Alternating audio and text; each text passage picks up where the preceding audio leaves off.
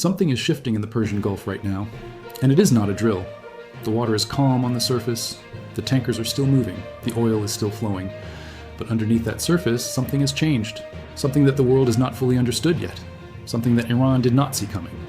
And once you understand what just happened in the Strait of Hormuz, you will never look at the Middle East the same way again. Because the United States did not just flex its military muscle. It executed a strategy, cold, calculated, and absolutely devastating to Iran's most powerful card. For decades, Iran held one threat above the entire global economy like a sword. One threat that kept oil markets nervous, that made presidents think twice, that gave Tehran its ultimate leverage, the Strait of Hormuz. A narrow strip of water, barely 21 miles wide at its tightest point, through which roughly 20% of the world's oil supply passes every single day. Iran always said the same thing. Cross us, sanction us, threaten us, and we will close it. We will shut down the world's energy lifeline. And the world always flinched. But something just happened that changed that calculation forever. And Iran is now realizing, perhaps too late, that its greatest weapon may have just been taken from it. Let us go back to where this really begins. Not the headlines, not the press conferences. The real story. For years, the Strait of Hormuz was Iran's nuclear option without the radiation. Whenever tensions spiked, whenever sanctions tightened, whenever Washington pushed harder, Tehran would walk to the edge of that strait and whisper the same warning. We can close this. We can plunge the global economy into chaos overnight. And that whisper was enough. Enough to soften pressure. Enough to buy time. Enough to keep Iran relevant on the global stage despite economic isolation and military inferiority compared to the United States. The strait became more than geography. It became identity. It became power. It became the one card Iran could always play when every other card was losing. But power built on a single card is fragile. And the United States knew that. What most people do not realize is that Washington has been planning this moment for a long time. Not reacting, planning. The moves that just unfolded in the Gulf were not improvised. They were the final steps of a strategy, years in the making. And Iran walked right into it. To understand what just happened, you need to understand how Iran actually controlled the strait. It was not just about warships. Iran's strategy was layered and sophisticated. They positioned anti-ship missile batteries along their coastline. They built up a fleet of fast attack boats operated by the Islamic Revolutionary Guard Corps Navy, small, nimble, and capable of swarming large vessels. They placed mines in strategic locations. They developed underwater drones. They created what military analysts called an anti-access area denial zone, a bubble of threat so dense that any naval force entering it would face enormous casualties before winning. This was Iran's fortress, and the strait was its moat.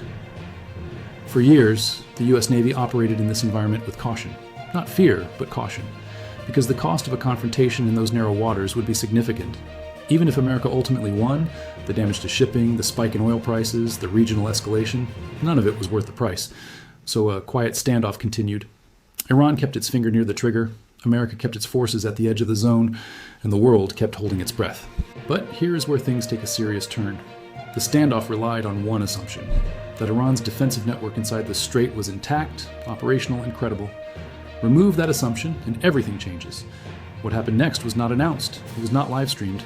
It did not come with a press conference or a declaration of war. It came quietly, methodically, and with devastating precision. Over a period that intelligence analysts are still piecing together, the United States systematically began dismantling the architecture of Iran's Hormuz threat.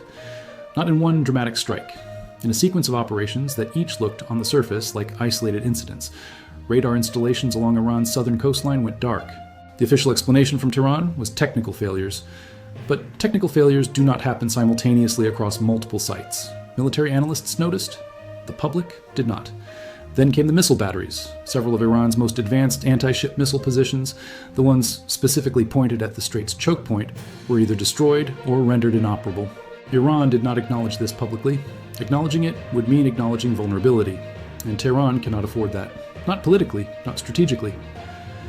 The fast attack boat bases run by the Revolutionary Guard along the strait, some of them were hit so precisely that their operational capacity was gutted without the kind of dramatic footage that would flood social media. No massive explosions broadcast to the world. Just quiet, surgical elimination. And then the underwater assets, the mines, the drones, the hidden infrastructure Iran spent years building beneath those waters. American naval assets, operating with technology Iran simply cannot match, began a systematic clearing operation. The strait was not just threatened, it was unlocked. But this is where the story gets even more serious, because it was not just military action. The United States did something simultaneously that compounded Iran's nightmare. Diplomatic, logistical, and strategic moves happened in parallel that essentially repositioned the entire naval architecture of the Gulf region. Gulf Cooperation Council states, some of whom have complicated relationships with both Washington and Tehran, quietly allowed expanded American military access. Basing agreements that had been stalled for years suddenly moved forward. Pre-positioned equipment was updated and expanded. Naval patrol patterns shifted to create a continuous American presence through the strait itself, not just around it. What this means in practice is staggering. The United States is now not just capable of keeping the strait open, it is demonstrating, in real operational terms, that it can keep the strait open even if Iran tries everything it has left to close it. And Iran knows this. Now here is what you have to understand about what this means for Tehran. This is not just a military setback. This is an existential strategic crisis. Iran's entire foreign policy posture for the last 3 decades has been built on leverage. Not strength, leverage. Iran is not a superpower. It cannot project force globally. It cannot sustain a conventional war against the United States. What it could do was threaten consequences so severe, so destabilizing to the global economy, that nobody wanted to push it too far. The Strait of Hormuz was the engine of that leverage. Without it, what does Iran have? Its nuclear program? Yes. But nuclear weapons are a different kind of deterrent, and their development brings its own catastrophic risks, including military strikes from both the United States and Israel before they can be completed, its proxy network across the region, including groups in Lebanon, Yemen, Iraq, and Syria.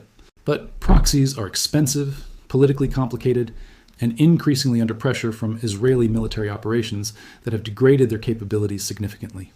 What most people do not realize is how much of Iran's domestic political stability was also tied to the Hormuz narrative. The Islamic Republic told its people, told its hardliners, told its Revolutionary Guard commanders that despite all the sanctions, despite all the isolation, despite all the economic suffering, Iran had power. Iran had leverage. Iran could still threaten the world. That narrative kept the system together. That narrative just suffered a catastrophic blow. Inside Tehran right now, the arguments are explosive. Not the kind you see on state television, the kind that happened behind closed doors in Revolutionary Guard headquarters, in Supreme Leader briefings, in the offices of the Iranian parliament. Because different factions are drawing completely different conclusions from what just happened. The hardliners are furious. They are pushing for a dramatic, visible response. Something that demonstrates Iran still has teeth. Something that makes the region feel the consequence of what America did. They want an escalation that reasserts Iran's relevance and sends a message to the Gulf states that aligned with Washington. But the pragmatists, and yes, they exist even inside the Islamic Republic, are terrified of that response. Because they understand something the hardliners are refusing to accept. Iran just lost its most powerful deterrent. Escalating now, without that deterrent intact, means fighting on American terms, in American-controlled space, with degraded capabilities, against the most powerful military in human history. That is not a fight. That is a conclusion. So Tehran is paralyzed. And paralysis in geopolitics is its own form of defeat. Now let us zoom out, because this is not just about Iran and America. The consequences of what just happened in the Strait of Hormuz ripple outward in ways that are going to reshape the entire Middle East. Saudi Arabia is watching. The kingdom has been hedging its bets for years, maintaining communication channels with Tehran, even while quietly cooperating with Washington. The Saudi leadership always calculated that Iran's Hormuz card gave Tehran a kind of untouchable status. That calculation is now under revision. And a Saudi Arabia that no longer fears Iranian escalation is a Saudi Arabia that will engage much more aggressively in the region's power contests. Israel is watching. Tel Aviv has wanted American strategic action against Iranian infrastructure for years. What just happened in the Gulf gives Israel enormous reassurance. It demonstrates American willingness to act decisively, not just rhetorically, and it changes the risk calculus for any future Israeli military action against Iranian nuclear sites. Because the most dangerous part of that scenario was always Iranian retaliation through the Strait and through proxies. The proxy network is degraded. The Strait is under control. The calculation shifts. China is watching. And Beijing's reaction is perhaps the most complex of all. China is Iran's biggest oil customer. China has invested deeply in Iranian infrastructure under its Belt and Road Initiative. But China also imports enormous quantities of oil that flow through the Strait of Hormuz from other Gulf producers. China always told itself that Iran's Hormuz threat was a bargaining chip that could be managed. Now China is realizing that the chip has been taken off the table, not by negotiation, but by American military action. And that is a lesson Beijing is cataloging very carefully for its own regional calculations. Russia is watching too. Moscow has used Iran as a strategic partner, a proxy disruptor, a way to keep the Middle East unstable enough to justify Russian involvement and arms sales. And Iran, stripped of its primary leverage, is a less useful partner. And a less useful partner gets less Russian protection at the United Nations, less diplomatic cover, less weapons support. Iran just became more isolated simultaneously in every direction. But here is what nobody's talking about yet. And this might be the most important part of this entire story. The Strait of Hormuz operation did not happen in isolation. It happened alongside something else. A quiet but unmistakable shift in American energy strategy that makes the Hormuz threat permanently less powerful than it ever was before. American energy production has transformed dramatically over the last decade. The United States is now the world's largest oil and gas producer. It has built out liquefied natural gas export infrastructure at a scale nobody predicted 15 years ago. American LNG is flowing to Europe, to Asia, to markets that once depended entirely on Gulf supply. The American economy is no longer held hostage to Middle East oil disruption the way it once was. And Washington spent years convincing its allies to build similar resilience, emergency reserves, diversified supply chains, alternative routing, all of it designed to ensure that even if Hormuz was disrupted, the global economic damage would be manageable rather than catastrophic. Iran's leadership did not fully account for this transformation. They kept calibrating their leverage against a global economy that no longer exists. The world moved on. The world became less dependent on the single choke point that gave Iran its power. And by the time Tehran realized this, it was already too late to build a new deterrent strategy. The United States did not just lock down the Gulf militarily, it locked down the Gulf economically. It built the architecture of energy resilience that made military action in the Strait strategically viable. Because the cost of action, the oil market disruption, the global economic shock, had been reduced to an acceptable level. This is what genius strategy looks like. And this is why Iran is now facing a moment unlike anything in the history of the Islamic Republic. So what happens next? This is the question that keeps intelligence analysts awake right now. And there are several scenarios, each with massive implications. Scenario 1. Iran absorbs the blow, regroups quietly, and begins building a new deterrent strategy. This takes years. It requires investment Iran cannot afford under current sanctions. It may never fully succeed, because American technological advantages in electronic warfare, underwater systems, and precision strike capability have expanded too far. But this is the rational path, and Iranian strategists know it. Scenario 2. Iran escalates through its proxy network. Attacks on American assets in Iraq or Syria, heightened Hezbollah activity against Israel, Houthi escalation in the Red Sea. This is the path the hardliners are pushing for. It sends a message. It demonstrates Iran still has options. But it invites further American and Israeli military action, further degradation of capabilities, further isolation. And it accelerates the internal fractures inside the Islamic Republic as ordinary Iranians watch their country slide deeper into conflict without the leverage to demand anything in return. Scenario 3. Iran moves faster on nuclear development, gambling that a completed weapon changes the entire equation. This is the most dangerous scenario, and it is the one that would almost certainly trigger a military strike from Israel, with American support, before completion. The window for that option may be closing rapidly regardless of what Iran decides. Scenario 4. And this is the one nobody wants to say out loud. Internal pressure inside Iran reaches a breaking point. The loss of the Hormuz card, combined with ongoing economic suffering, combined with the memory of massive street protests that shook the regime in recent years, creates conditions for political change inside Iran itself. Not necessarily collapse, but change. The kind of change that forces the Islamic Republic to make strategic choices it has spent 40 years refusing to make.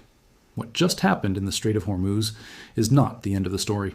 It is the beginning of a new chapter, one that is more dangerous, more uncertain, and more consequential than anything that came before it. Because when a regime loses its primary source of leverage, when the card it held above the world's head is finally taken away, what it does next is unpredictable. Rational actors make rational calculations. But desperate actors, actors who feel cornered, actors whose domestic legitimacy depends on projecting strength, they do not always make rational calculations. That is what makes this moment genuinely frightening, not what has already happened. But what comes next? The Persian Gulf is quiet right now. The tankers are moving, the oil is flowing, the strait is open. But underneath that calm, something has fundamentally shifted. A balance of power that held for decades has been broken. And nobody, not Washington, not Tehran, not Riyadh, not Beijing, knows exactly what comes next. What we do know is this: the world just watched the United States execute one of the most strategically significant operations in modern Middle East history, without a declaration of war, without a press conference, without the world fully understanding what had happened until it was already done. Iran is now in a position it has never been in before, stripped of its greatest weapon, surrounded by adversaries reassessing their own strategies, facing internal pressure that has no easy release valve, and staring at a future where its options are narrowing faster than its leaders know how to process. The Strait of Hormuz was always more than a waterway. It was a statement. It was a warning. It was power. And now it belongs to someone else. The question is not whether Iran will respond. The question is whether Iran can respond in a way that does not accelerate its own unraveling. And that question does not have an answer yet. Watch this space. Because what happens next in the Persian Gulf is going to define the Middle East for the next generation.